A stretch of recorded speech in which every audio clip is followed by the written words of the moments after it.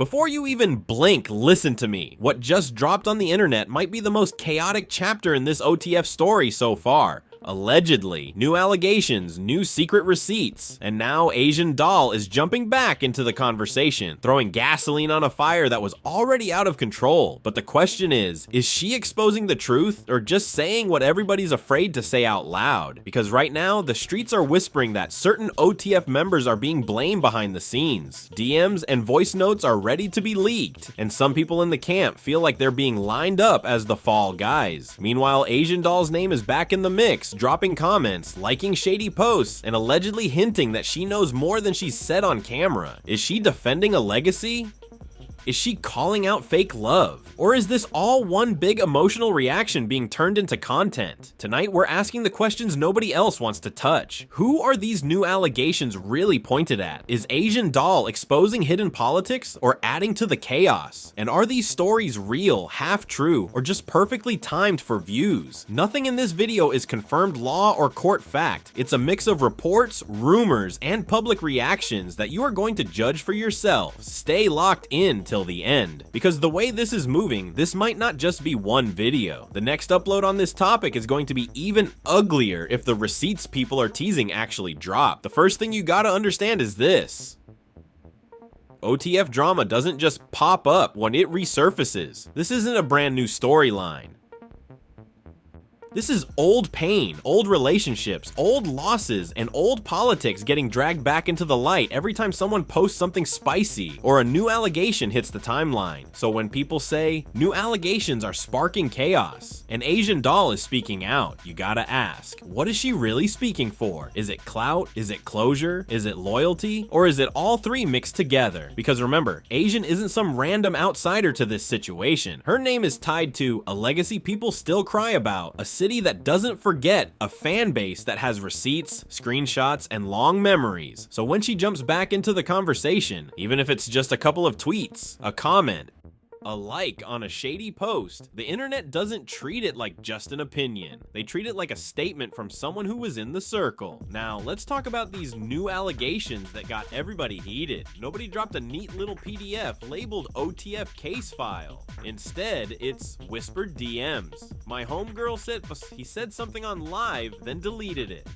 She liked this post, and that means she's confirming everything. You know how it goes. Allegations floating around like certain people in or around OTF being blamed for moves behind the scenes. People feeling like they were used, then left hanging. People acting like they were solid publicly, but allegedly moving snake-like privately. Are these things proven? No. Are they trending? Absolutely. And that's the problem. In this era, trending looks more powerful than truth. Now Asian Doll steps in and suddenly the whole mood shifts, because anytime she speaks on anything that even smells like OTF, Vaughn, loyalty, fake love, betrayal, whatever, people instantly read it as a shot, a confession, a confirmation, or a cry for justice. Even if she never says one name directly, the comments do the rest. She might tweet something like, "Y'all know what y'all did, and God watching." No name, no tag, nothing specific, but within 30 seconds you'll see she talking about OTF. She exposing them. She finally telling the truth. Why she bring this up now? Because that's how this ecosystem works. She gives them one line. The internet builds a whole documentary. Now here's where it gets even more chaotic. At the same time, these new allegations are flying. Other people around the situation are going, yo, why is this being brought back up now? Why you didn't say all this when things was happening in real time? And that's where the word clout starts getting thrown around heavy. Some say she's protecting a legacy. She's the only one with courage to speak on the fake love. Others say she's reopening wounds for clicks. She's stirring pain that never fully healed for content. The truth? Probably somewhere messy and ugly right in the middle. Because it is possible to feel genuinely hurt, feel like you have a right to speak, and still at the same time know that your words are going to go viral and feed into a narrative that helps your buzz too. Those two things are not opposites. In this world, they often live side by side. Now let's step back and look at this from OTF's side. Strictly from a public perception angle, not from inside their phones. Every time someone with a big name publicly hints at fake loyalty snake behavior, people switching up, or truth being hidden about past situations, OTF's name gets dragged into it even without direct mention. Why? Because people already have a mental file that says OTF, complicated history, fallen members, internal issues, too much loss, too much pressure. So if Asian doll posts, y'all ain't real like y'all think, and the timeline knows she's tied to someone whose name lives inside OTF history, they don't care if she meant one person, 3 people, or nobody in particular. Well, they decide for her, she's talking about OTF as a whole. Now add in those new allegations people keep hinting at, that certain people were never really there when it mattered, that some handled situations for cameras, not out of heart, that behind all the love posts and RIPs, there were real issues nobody spoke on publicly. Again, none of this comes with actual official documents. It comes with lives, interviews, subtweets, old clips resurfacing. And from there, the internet does what it does best. It connects dots that may or may not exist. Here's where it gets tricky. All this doesn't just affect fans. It affects people's real lives. When new allegations go up online, even if they're just emotion plus venting plus rumors, they can mess up business relationships, create tension in cities and circles, make people pick sides in situations they don't fully understand, put pressure on folks already dealing with loss and trauma, and that's exactly why this new wave of drama feels heavier than just rap tea. Because on one side, you've got viewers who treat it like entertainment, blogs who treat it like guaranteed views, people who love to see mess as long as it's not theirs. On the other side, you've got mothers, kids' brothers' day ones who gotta watch the internet remix their pain every few months whenever the algorithm needs a new storyline. Now, what makes this chapter even wilder is the timing. Asian doll speaking out after new allegations start swirling creates this feeling like, okay, so she knows something, and this is her way of hinting. Maybe she's just tired of seeing certain people act like nothing happened. Maybe she feels like certain truths never got said, and she's done staying silent. Maybe she just reacted in the moment, and the internet turned a raw feeling into a full-blown investigation. Whatever the motive, the effect is the same. More videos, more theories, more people saying, I knew something wasn't right with OTF. And once those words get out, something wasn't right, people weren't real, whole camp acting funny, they're nearly impossible to erase. Even if tomorrow everyone cleared the air in private, the public narrative would live on, because people don't remember peace. They remember chaos, and this is where you really see the difference between real life and the internet. In real life, people might text, apologize, make amends, or just go their separate ways quietly. On the internet, screenshots live forever, shady likes live forever, old tweets live forever. That one interview clip with a weird smirk lives forever. And that's why every time Asian doll says something even slightly emotional, it hits like a grenade. Some hear her as a truth teller, some hear her as someone who can't let go. Some hear her as a hurt person lashing out. Some hear her as a voice for people who can't speak anymore. All of those readings exist at the same time. The bigger question is, what is this doing to the OTF storyline long term? Because the more these allegations and reactions stack up, the more the world starts to accept. Yeah, OTF is always in some mess. There's always something shady going on, even if that's not fair, even if most of the day-to-day reality is normal. Studio, business, family, life, it doesn't matter. Drama edits everything into a highlight reel. And now, with Asian's voice in the mix again, people are not just waiting on this video. Well, they're already waiting on the next one. They want receipts, names, story times, what really happened that night. They want the uncut version, even if it means poking wounds that never fully healed. In the next section of this story, we're going to unpack something even deeper. How Asian doll's every move gets weaponized by both fans and haters. How OTF's silence or clapback can either calm this or take it to a whole different level. And how this constant cycle of allegations and responses keeps turning real trauma into a never-ending series for the internet to binge.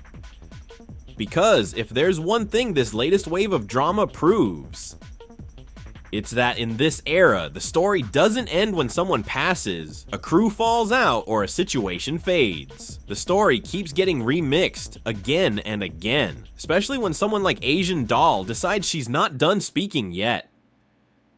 The crazy thing is, she doesn't even have to drop a full interview.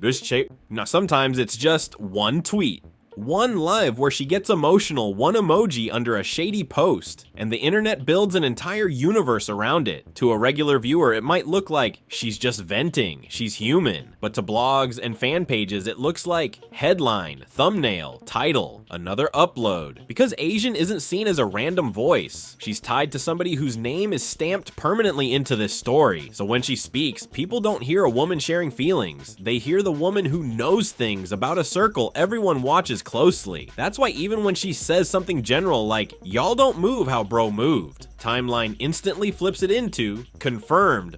She's saying nobody from that clique kept it solid. She exposing them again. She throwing shots at the whole label. From there, the cycle is automatic. Blogs clip it. Comment sections go insane. Somebody reacts to the clip on YouTube. Another creator reacts to the reaction. By the time it's done, whatever she originally meant is buried under 10 layers of interpretation. Now, imagine being somebody on the OTF side watching all this. You might be thinking, we know what we did. We know what we didn't do. We know what we tried to do behind closed doors. But the public doesn't see those closed door moments. They only see who posted what, who showed up, who said a name, who stayed silent when a question was asked. So when Asian speaks in a way that feels like unfinished business, it makes everyone look back at old events and ask, wait, did we really understand what happened? And that's when new allegations stick. Sometimes they're not even fresh accusations. They're just old wounds described with new language. He wasn't really there. They didn't really ride the way they claimed. Y'all was fake mourning for cameras. Heavy lines like that don't need documents. They just need someone emotional enough to say them, and an audience hungry enough to believe them. Now here's the dangerous side. Those lines don't just travel forward, they echo backward. They make people question old tribute posts, old videos, old shows, old We family moments. That's how distrust gets built long after the original situation is over. For some viewers who came late to the story, Asian becomes their main compass. They didn't grow up watching everything unfold in real time. They discovered it through clips, tributes, street legends. Now these newer uploads where she's clearly still hurt to that new crowd, her voice feels like raw truth. To others, it feels like a wound that never stops reopening. And then you add something else into the mix, OTF's response, or lack of it. If nobody from that side says anything, viewers claim silence means guilt. They scared to respond because she telling the truth. If somebody does address it, even in a calm, respectful tone, viewers say, if it wasn't true, why you so pressed? He trying to control the narrative. So either way, the drama stays alive. It never really ends. The internet is addicted to unfinished conversations. Now look at the structure. You have old tragedy, a crew still active, a woman with direct emotional history, allegations that never fully got resolved in public. That combination is like gasoline for content creators because they can build with what really happened breakdowns. This line was about them. Analysis of songs, side-by-side comparison of old clips versus new quotes, timeline exposes fake love, slideshow style videos, all of that without anyone dropping a single police document. And let's be real, it's not only creators, regular fans join in too, typing whole essays in comments. My theory is, if you notice, when she said this, he posted that. Pay attention to the dates. It starts sounding less like music culture and more like a true crime community. Meanwhile, trauma is still real on both sides. You have people who lost someone, grew up with them, watched the world profit off that name, still see murals, hashtags, bios with that face. Then you have someone like Asian who watched all of that happen while dealing with her own grief very publicly. Now imagine scrolling every day and seeing people evaluating if your pain is authentic enough. People debating if your actions were loyal enough. People accusing you of clout when you speak. People accusing you of cowardice when you don't. Eventually, anybody in that position is going to snap, even if just for a moment. And when that moment gets captured on live, it becomes a reference point forever. That one night where she really went off becomes a titled clip, a meme, the foundation for new allegations content. Even if she later clarifies or regrets it, the first clip always outruns the explanation. Now let's talk about how this affects OTF's image in the long run. Forget legal issues for a second. Strictly from a brand lens, repeated drama like this does a few things. It gives the crew a permanent cloud of unresolved energy. It makes every new sign-up look like they're joining not just a label, but a live storyline. It makes collaborators think twice about getting too deep publicly, because nobody wants to become the next name dragged into a web of subliminals, quotes, and reposts years later. That's why some artists keep their comments super vague. I was cool with everybody. I stayed out the politics. I don't know what was really going on. I was just making music. They're not being dry. They're protecting their future from being turned into evidence when someone else decides to vent online 2 years later. And then there's this. Anytime Asian says she knows more than what's public, people instantly start waiting. They want story times, interviews with titles like "I held this in for too long," mentions of specific nights, specific locations. Viewers are basically sitting there like, say the names, say what really went down, even though if she ever truly unloaded everything she felt, it could add more fuel to city tension, turn grief into a battlefield, open doors for even more outside scrutiny. But the stream loves chaos. The crowd always wants one more revelation. This is where things get extremely complicated. On one side, a woman with real grief and frustration, watching people she doesn't trust play hero roles online. On the other side, a crew trying to maintain unity, business, and their own version of events while being labeled fake every few months. In the middle, millions of people who don't know any of them personally, but feel like they do because they've watched too many clips. So when new allegations surface and Asian speaks on them, it doesn't just stir this year's conversation, it rewrites how new generations understand the entire history surrounding that circle. Someone who discovers all of this now might never hear the original music or see the original loyalty. They'll only see drama uploads, shaded posts, reaction videos. History gets filtered through the loudest, messiest content first. And once that becomes the dominant version, it's nearly impossible for anyone, OTF, Asian, or anyone who was really there, to take it back. What we'll dig into next is this. How much control do any of them actually have over this narrative anymore? Has the story grown beyond all of them and become its own monster that feeds on every tweet and every rumor? And if so, what does that mean for every upcoming artist watching this and wondering if their name could one day get trapped in a similar endless loop of grief, gossip, and uploads? Because this OTF and Asian doll chapter isn't just one messy situation. It's a warning for the entire culture about what happens when real emotions and internet hunger collide. Over and over again. We gotta talk about control, or better worded, who actually has any control left over this story, because you've got three different forces all pulling on the same situation. The people who lived it, the people who profit from it, the people who watch it. And somewhere in the middle is this OTF versus allegations versus Asian doll storm that just won't calm down. On paper, it should be simple. OTF knows their truth. Asian knows her truth. The streets that were close to it know what they saw. But in this era, truth isn't just what happened. Truth is what gets replayed the most.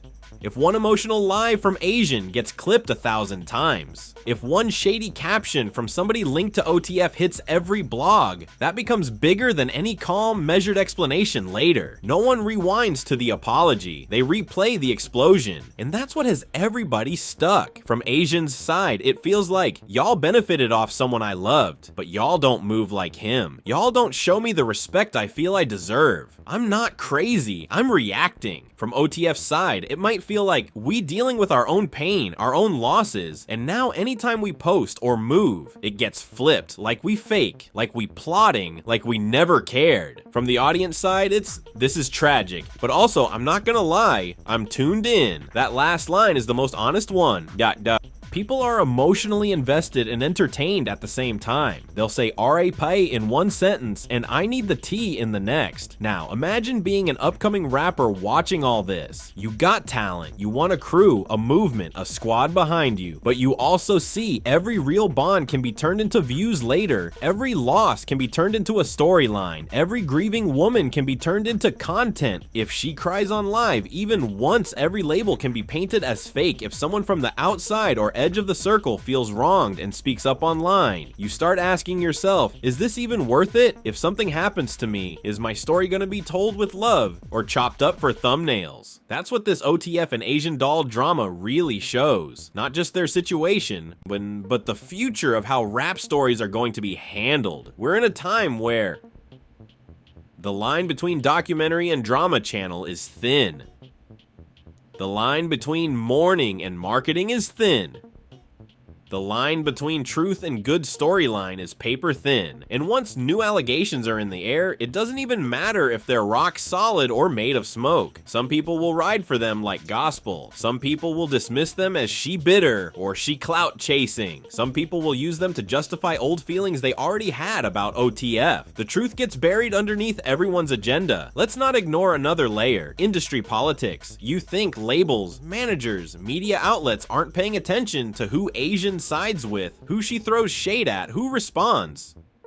They're watching to see who's seen as messy, who's seen as dangerous, who looks like a sympathy figure, who looks like a villain, because that shapes who gets interviews, who gets documentaries, who gets pushed as the voice of the streets, who gets quietly left off certain plans because there's too much baggage. And the wildest thing, sometimes none of that is decided by actual behavior. It's decided by who's trending in which role. If Asian is trending as the truth teller in this era, people will invite her to tell more. If OTF is trending as the constantly chaotic unit, people will frame them that way even when they're on regular business. The story becomes a costume nobody can take off. Now, let's say tomorrow, Asian doll sits down and spills every detail she's ever held in. Names, dates, feelings, betrayals, everything. OTF members sit down and share their own side, what they did, what they tried, where they feel she's twisting or misreading. Do you really think that would give closure? Maybe for a few, but for the internet? Nah, it would just spawn 50 new breaking down what they really said videos, 100 new theories, people calling one side liars, the other side manipulators, even more division between fans on both sides. Because this culture is addicted to ongoing tension, not resolution. Resolution doesn't go viral, conflict does.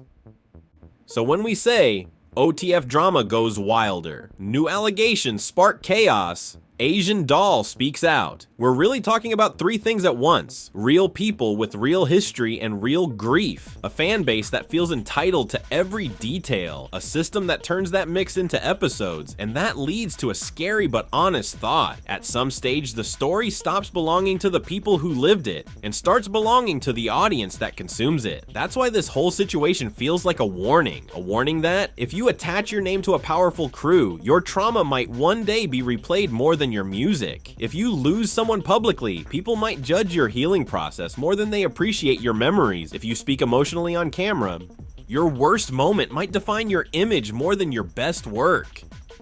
So what happens next? Does Asian keep hinting and letting the internet fill in the blanks? Does someone finally address everything head on, knowing it will just create more waves? Does OTF ignore it and try to outwork the narrative with music and motion? Or does somebody outside all of them pick up a camera and turn this into the next definitive telling of events, filtered through their own bias? You already know the answer. As long as people are watching, somebody is going to keep feeding this storyline. The question is, will it be Asian?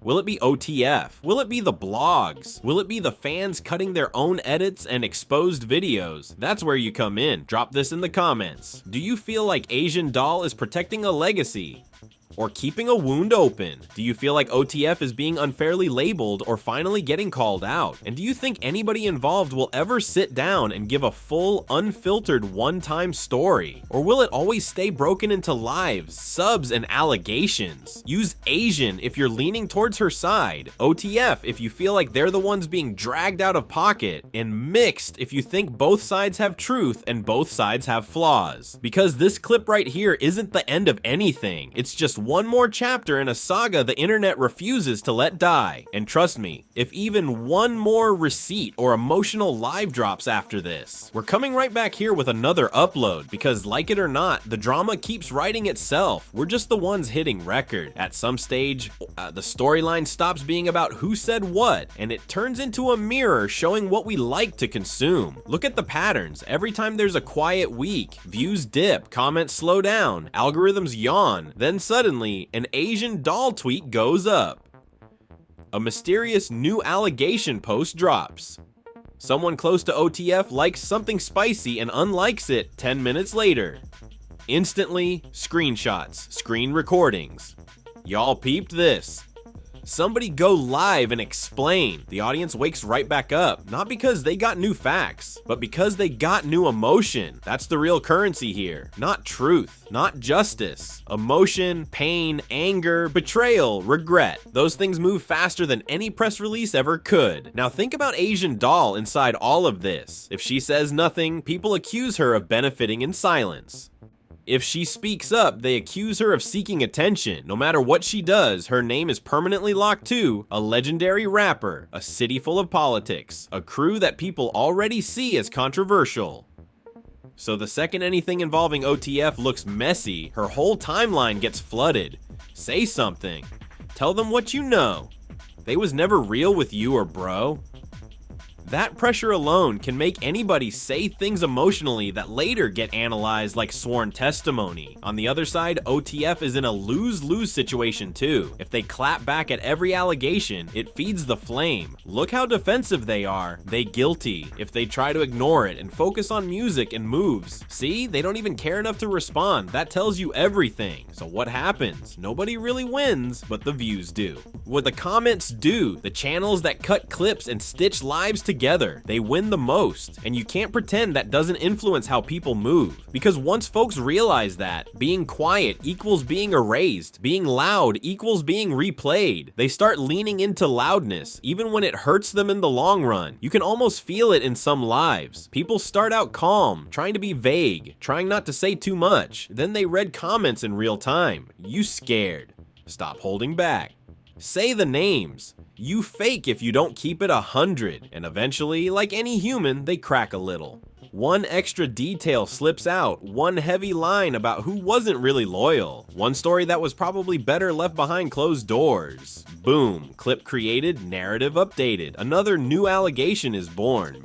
Now imagine the next generation of artists watching all this like a tutorial. They're not just learning how to rap, they're learning how to go live at peak emotion, how to hint without directly saying names, how to leverage pain for attention, how to turn personal history into public spectacle. That's the scary influence of this cycle, because the OTF and Asian Doll situation isn't just a single messy storyline. It's a blueprint on how drama can outlive music. And when that happens, the culture shifts. The questions become, who hurts the loudest? Who vents the best on camera? Who has the most screenshot-worthy quotes? Instead of, who writes the hardest verse? Who grew the most as an artist? Who healed in a way we can learn from? Now let's talk about the receipts that everybody keeps hinting at. Every time someone says, if I really showed y'all what I got, the internet holds its breath.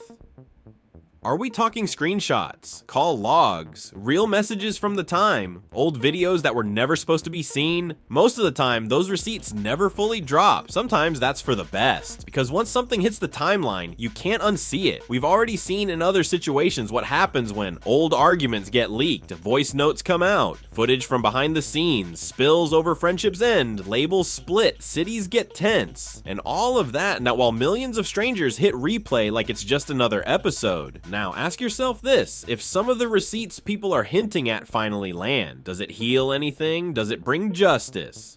Or does it just give everybody something new to argue about while the original pain stays exactly where it's always been? That's the question that hangs over every I got proof in my phone claim. Because the truth is, half the audience wants resolution, and the other half just wants better content. It's a harsh reality, but it's real. So where does this leave OTF, Asian Doll, and everyone whose names orbit around this situation? In a digital landscape where a single emoji can restart a whole storyline, a song drop can be dissected like a testimony, a throwback picture can be labeled fake love, in the comments everything is loaded. Every move feels like a statement, even when it isn't. And while all this is going on, the one thing that gets pushed further and further to the back is grief, real grief. Not the kind with edits and slow music behind it. The kind where you can't sleep. The kind where birthdays hurt. The kind where certain dates on the calendar feel like knives. That doesn't trend. That doesn't get clipped. That doesn't fit neatly into a title. But it's the core of why this whole story stings so much. Because beneath the accusations, the subs, the allegations, and the uploads is the simple reality that people are still hurting over someone who isn't here anymore. And anytime that name resurfaces, whether in tributes, songs, or messy lives, everybody feels it, even if they cope in different ways. So here's what you gotta remember as a viewer. You can watch, you can comment, you can have opinions, favorites, theories, but at minimum, move with some awareness that this isn't just another drama franchise. These aren't fictional characters. These uploads are built on somebody's real-life heartbreak. You don't have to stop watching, but you can watch with a little more respect. Now, as for what's next, that depends on three things. If Asian decides to say more, if anyone from OTF decides they're tired of being quiet, if any supposed receipts actually touch the internet. Because if even one of those three shifts in a big way, this whole storyline goes to another level, and you already know how it goes. New uploads, new thumbnails, new divide in the comments. Some will say, finally the truth is out. Others will say, nah, this just made it worse. Either way, the saga continues. So here's what I want you to do.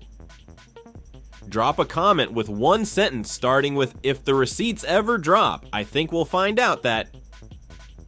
Finish that line with your theory. No names, no doxing, just perspective. Then hit like if you want a follow-up where we break down specific clips and posts, analyze how certain songs and visuals fed this storyline, and look at how other artists are already trying to avoid ending up in a similar situation, because this isn't the end of the story, this is just where today's upload stops. Until the next live, the next tweet, the next allegation gives us another chapter to decode. Alright, if you're still here right now, you're not just watching drama, you're invested in the story. So let's lock in together.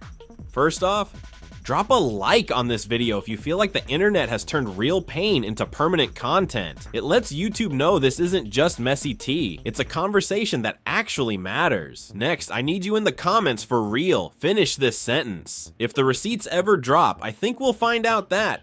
No snitching, no real life details, just your theory. I'm reading everything, pinning the smartest takes, and calling out the wildest ones in the next upload. Also tell me, type Asian if you feel like she's mostly speaking from hurt and loyalty. Type OTF if you feel like the camp is being unfairly painted as villains. Type mixed if you think both sides have truth, both sides have flaws. Make sure you subscribe and hit that notification bell so you don't miss it when the story jumps again, because you already know, one tweet, one live, one leaked screenshot, and this whole situation levels up. And share this video with that one friend who's always sending you lives and clips out of context. Tell them, watch this and then talk to me. This isn't just about OTF, Asian doll, or one situation. It's about how we as a culture handle grief, loyalty, and the internet never letting anything stay buried. So yeah, you watched it. Now be part of it. Like, comment, subscribe, and I'll catch you in the next breakdown when the streets and the timeline start talking again.